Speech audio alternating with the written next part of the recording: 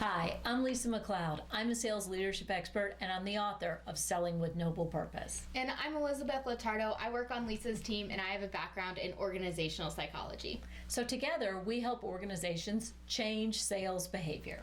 And a lot of times our clients call us because they want to get out of this transactional sales culture. When reps are pitching product, deals are coming down to price, there's not a lot of relationship forging going on, and you start to become commoditized. It's a recipe for a churn and burn low margin sales operation, and it's also a recipe for creating a sales team who isn't emotionally engaged.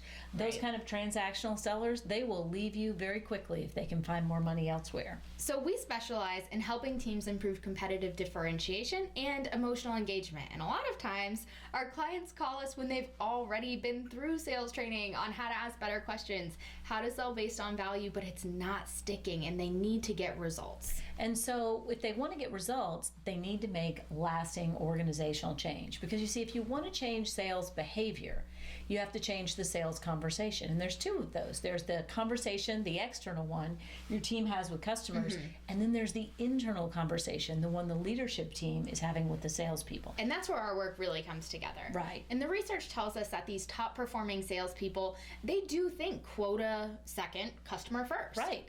They combine that hit the number sensibility with a long-term strategic emphasis on customers, and we call it noble purpose selling. Right. So instead of saying, can I tell you about our product, they change their mindset and behaviors and focus on the customer first instead of themselves. And that requires a different type of leadership style because the internal conversation drives the external conversation. True. And if the internal conversation is only about sales targets, your team doesn't have anything compelling to share with the market. And the best salespeople and the best sales leaders see revenue as proof of delivering value for customers. The only way you're going to be successful is if you make your customers successful.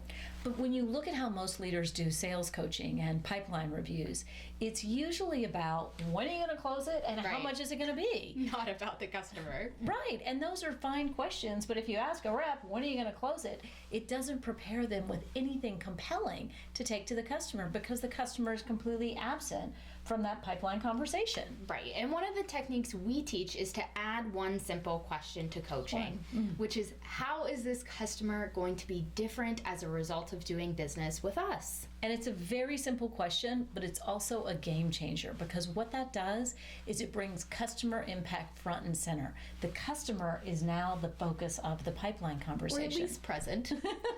And it's really a win for the sales manager because with that one simple question, you'll understand how much customer intelligence does your rep have? How much value have they built? And it gives the rep the opportunity to think about the impact that their solution can potentially have on the customer.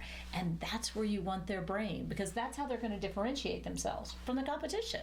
Right, and when you ask that question, it can highlight a lack of customer intelligence, a lack of value, a whole lot of things that are better to catch early. Before your rep goes out to the call. So you can provide the most customer-focused sales training in the world, but if the internal conversation doesn't reinforce that mindset, it's not going to work. You're wasting your time. And you can also hire great sales managers. Right. On the flip side, you can have a great leadership team, but if your reps don't have basic selling skills, that leadership team isn't going to be effective in driving revenue either. Yeah. So if you want this customer-driven ethos, you've got to have it internally and externally. And that's why inside with leaders and outside with the customer. And that's why the sales leadership expert and the industrial psychologist do both.